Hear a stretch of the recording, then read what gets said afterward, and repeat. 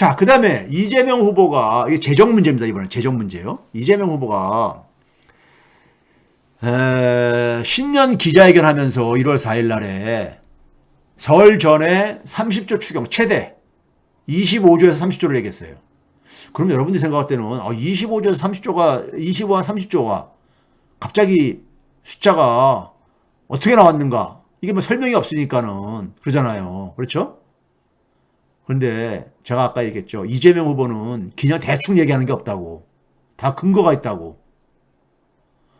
자, 초과세수가 막 60조 이상 나왔다니까는 대통령께서 초과세수로 소상공인 지원책 신속히 강구하라고 이렇게 내리니까 할 수 없이 홍남기 부총리가 14조 추경을 발표했죠. 예? 이게 대통령이 이렇게 얘기 안 했으면 안 해요. 추경 거부했었잖아요. 무슨 추경이냐고 하면서, 예? 연초부터, 예? 올해 예산도 아직 집행도 안 했는데 무슨 추경이냐 이랬잖아요. 하다가 대통령이 얘기하니까는, 예? 이러는데 14조. 그러니까 이재명 후보가 얘기하는 건 절반도 안 되는 규모예요. 자, 그러면 이재명 후보가 누가 맞는지 한번 봐봅시다. 자, 이게 정부가 국회에다가 내놓은 올해 재정 운용 계획입니다. 그러니까 지난해 거는 그러니까 다 확정된 것들이죠. 확정된 건데 아직 덜 확정된 것도 있습니다. 자, 지난해 그러니까는 이 국회에다가 예산안을 내놓을 때 국회에다가 12월 달에 이제 국회에다가 이제 그러니까 이 처리를 하잖아요. 국회에서요. 12월 달에 그 다음에 거를요. 그때 뭐냐면 2021년도에 국가 채무가 한 956조가 될 거다. 그리고 국가 채무 비율은 GDP 대비 47.3%가 될 거라 했어요. 그런데 두 번이나 추경을 했는데 두 번이나 추경을 해가지고 지출이 47조를 더 지출을 했어요. 47조를 더 지출을 했으면은 국가 채무가 그만큼 증가했을 거라고 우리는 일반적으로 예상하잖아요. 그런데 실제로는 얼마나 증가했어요? 9조만 증가했어요. 9조만. 왜 그러겠습니까? 그 나머지 차액이 뭐겠습니까? 초과세수가 생긴 거죠. 그러다 보니까 국가 채무 비율이 하나도 안 증가했잖아요. 47.3%. 그런데 저 47.3%도 정확하지가 않습니다. 저보다 더 작아져요. 작아질 겁니다. 왜 그러냐면 제가 그걸 설명드릴게요. 첫 번째, 정부가 47.3%라고 한 거는요. GDP 대비이기 때문에 GDP를 저 965조 3천억 원이 47.3%가 되려면은 GDP 계산할 수 있죠. 965.3조 나누기 0.473으로 하면 되니까요. 그럼 얼마가 나오냐? 2040조 8천억 원입니다. 2040조 8천억 원이요. 2040조 8천억 원은 경상성장률이라는 개념 잠시 설명드릴게요. 5.6%가 성장할 거로 가정을 한 거예요. 경상성장률은 뭐냐면요. 그냥 우리가 일반적으로 얘기하는 성장률에다가 물가 상승률까지 더한 거. 이게 무슨 개념이냐면요. 이런 개념입니다. 성장률이라는 것은 쉽게 예를 들게요. 농부가 쌀을 생산을 했어요. 10가마를 생산했는데 한 가마당 그러니까 22만 원일 때는 요새 얼마나 하는지 정확히 제가 모르겠습니다. 한 22만 원 할 때 10가마를 생산하게 되면 한 220만 원이 되는 거죠. 수입이요. 그렇죠? 10가마면요. 그런데 쌀 가격이 25만 원으로 인상됐어요. 한 3만 원 정도 인상됐다 이거예요. 그러면 똑같이 10가마를 생산해서도 소득은 250만 원이 되는 거잖아요. 그렇죠? 그랬을 때 우리가 경상성장률이라는 건 바로 이 250만 원이 경상성장률인 겁니다. 근데 실질적으로 생산량은 똑같이 10가마에서 10가마니까는 증가한 게 아니잖아요. 그게 실질 성장률입니다. 가격 변화분의 효과는 빼고 실질적으로 생산량이 증가한 것을 우리가 평상시에 얘기하는 GDP 증가율이에요. 실질 GDP 증가율입니다. 근데 우리가 국가 채무를 계산할 때는 경상 GDP로 씁니다. 왜? 우리가 지금 965조다 하게 되면은 지금 우리가 사용하는 화폐 단위로 965조를 얘기하는 거잖아요. 그러니까 거기에는 물가도 다 그러니까 포함된 거잖아요.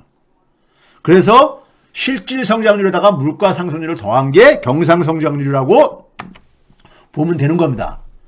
그러면 경상 성장률을 5.6%로 가정을 했는데 여기에는 물가 상승률을 1.5% 안팎으로 가정을 한 거예요. 지난해 1.5% 정도 물가가 상승할 거라고. 그런데 지난해 물가 상승률은 다 나왔거든요. 통계청에서 발표해가지고 얼마로? 2.5%가 상승한 걸로. 약 1% 차이가 있잖아요. 그럼 물가 상승률 2.5%를 이렇게 포함해가지고 경상 성장률을 계산을 하고 그걸로 GDP를 계산하면은 2059조 정도 됩니다. 한 18조 정도, 18조 이상 더 그러니까는 정부가 예상한 것보다 더 증가할 거라는 얘기잖아요. 그러면 GDP가 2059조 정도 되게 되면은 국가 채무가 965조면은 965조를 2059조로 나누게 되면은 47% 안 나오잖아요. 46.9% 정도밖에 안 나옵니다. 예? 그러니까 국가 채무 비율이 오히려 그러니까 팬데믹 상황 속에서 줄어드는 거야. 줄어드는 거야. 정부에서 국회에다가 내놓을 때는 47.3%를 했는데 46.9% 줄어드는 거예요. 팬데믹 상황 속에서 국가가 이렇게 채무 비율이 줄어들었다는 얘기는 뭐예요? 가계가 그만큼 고통을 다 짊어졌다는 얘기죠. 가계가요. 그렇죠? 그러면 기재부가 그렇게 국가 채무 걱정을 하니까는 국가 채무를 걱정을 한다면은 숫자가 나오니까 숫자가 커지니까 어려워요? 아유, 제가 좀 더 천천히 얘기할 거랬나? 이게 그렇게 어려운 수치들은 아닌데 수치가 계속 반복돼서 나와서 그렇죠. 그러니까 국가 채무 비율을 47.3%를 하나도 안 증가시켰을 때 쓸 수 있는 돈이 얼마냐? 쓸 수 있는 돈이 얼마냐? 얼마냐면은 아까 그러니까는 한 38조 정도를 그러니까 썼고 한 60조 이상이 한 65조까지 초과 세수를 지금 얘기를 하고 있거든요. 65조요? 그러면 그 차이가 얼마입니까요? 65 빼기 38조 하게 되면은 27조 정도 되잖아요. 그렇죠?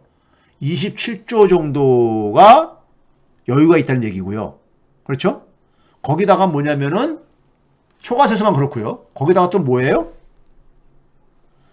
정부가 그러니까 GDP가 더 증가하니까 증가한 것만큼을 더 더하게 되면은 30조 이상이 가능해요. 국가 채무 비율을 하나도 안 증가시키더라도 예? 그러면은 국가 채무 비율 하나도 안 증가시키면서 쓸 수 있는 돈이 30조 이상이 되니까는 이재명 후보가 30조 추경을 얘기를 한 거예요. 얼마나 과학적이고 합리적인 분이십니까? 예? 실제로 지금 민주당의 싱크탱크인 민주정책연구원이라고 있죠. 거기 원장을 맡고 있는 게 노웅래 의원이죠. 아마 노웅래 의원이 지역구가 마포로 알고 있는데 이런 페이스북에다 글을 올렸더라고요. 초과세수 60조. 기재부가 몰랐다면 무능이고 알았다면 책임져야지. 제가 얘기할 때 그 해주시지. 작년 초과세수가 60조가 넘어서 그로 관측되고 있다. 이게 1월 13일자예요. 얼마 전이죠. 근데 실질적인 초과세수는 65조로 웃돌 것으로 본다. 왜 그러냐면요. 유류세 인하해줬잖아요.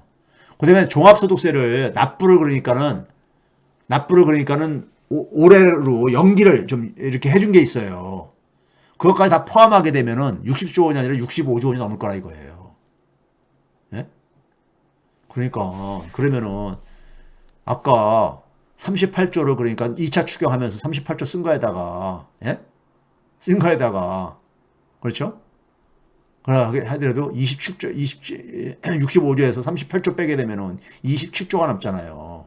예? 27조가 남고, 거기다가 GDP 증가로, GDP가 예상보다 더 많이 증가를 할 거기 때문에, 그 증가를 하게 되면 30조 이상이 그러니까 쓸 수 있는 돈이 있다 이거예요.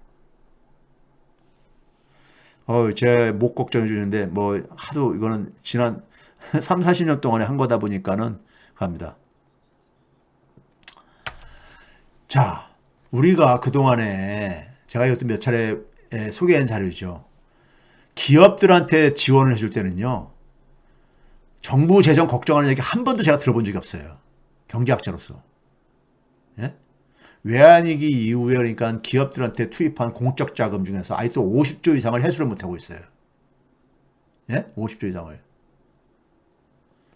근데 가게한테 쓰는 거는 아까 정부가 하는 건 지금 자영업자만 하고 있잖아요. 아니 지금 윤석열도 지금 50조를 그러니까 지원하자고 하고 있고 그러는데 예? 14조 가지고 하면은 지원하고 욕먹는 거잖아요. 왜 이러는지 모르겠어요.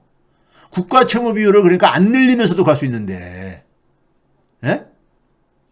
국가 채무 비율이 느는 게 대부분 나라는 다 늘고 있단 말이에요. 팬데믹 상황이기 때문에. 예? 이건 나쁜 정부죠. 이렇게 되면요. 예? 나쁜 정부죠. 그렇죠? 그러다 보니까 이 고용 가지고 자화자찬을 하고 있고요. 그렇죠? 고용이나. 자, 이거 봐보세요. 도소매 음식 숙박 음식점업이 예? 음식점업이 팬데믹 이전인 2020년 2월 대비해서 44만 명이 줄었어요. 조 분야에서만 4개 업종에서만 해도 44만 명이 문을 닫았다는 얘기잖아요. 예? 그러니까 왜 그러냐? 정부가 돈을 안 쓰니까 그런 거예요. 근데 쓸 돈이 없냐? 쓸 돈이 있는데 안 쓰는 거예요. 아니 그 돈이 홍남기 부총리 개인 돈이냐고요. 국민들 세금 있잖아요. 국민들 돈이잖아요. 이 재정에 대한 권한을 국민이 회수해야지만이 이 불평등 문제, 국민들의 고통은 줄어드는 겁니다. 이거 안 하면요. 이거 안 하면 아무 해소 없어요. 달라지는 거 없어요. 과거의 민주정부들이 이걸 못하다 보니까는 많은 사람들이 정권이 그러니까 재연장된다고 해서 뭐가 내 삶에 뭐가 달라지냐. 그동안 쭉 보니까는 민주정부 들어서도 별로 안 달라지더라. 이런 냉소주의가 있는 거예요. 자, 그런 점에서 그러니까 우리가 좀 이제 이재명 후보는 이걸 정확하게 알고 있는 거예요.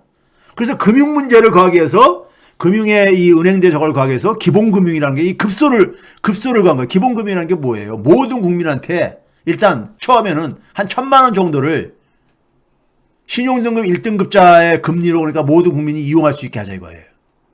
그러면 은행들의 그만큼 그러니까는 수익이 줄어들 게 아닙니까? 손해보는 게 아니에요. 수익이 좀 줄어드는 것 뿐이에요. 수익이 줄어드는 것 뿐이야. 예?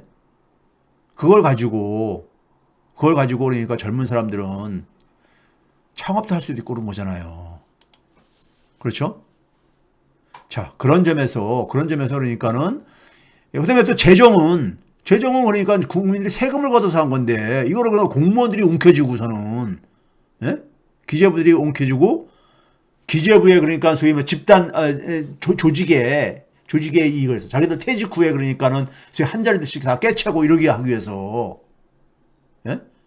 검찰이 그러니까 정치 검찰들이 검찰 조직을 사유화해 가지고 자기들 검찰 조직의 이익을 위해 가지고 국민이 부여한 권한을 남용하듯이 재정 관료들이 지금 그러고 앉아 있는 거거든요.